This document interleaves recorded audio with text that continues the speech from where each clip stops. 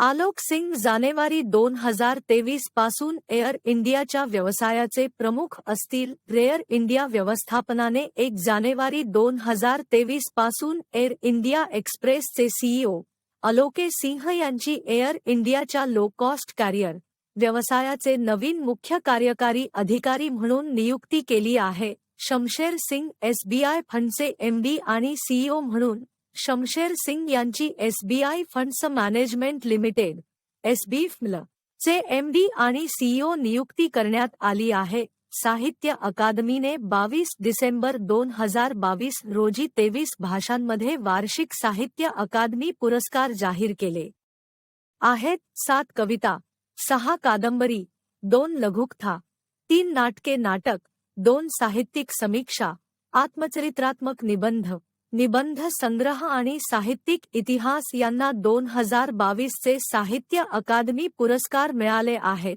पुरस्कार विजेत्याला कोरलेली ताम्रपट, शाल आणि 1 लाख रुपये रोख. पेट्रोलियम आणि नैसर्गिक वायू मंत्रालयाने 23 डिसेंबर 2022 रोजी नॅशनल स्टेडियम, नवी दिल्ली येथे डान्स टू डेकार्बोनाइज या संगीत कार्यक्रमाचे आयोजन केले होते.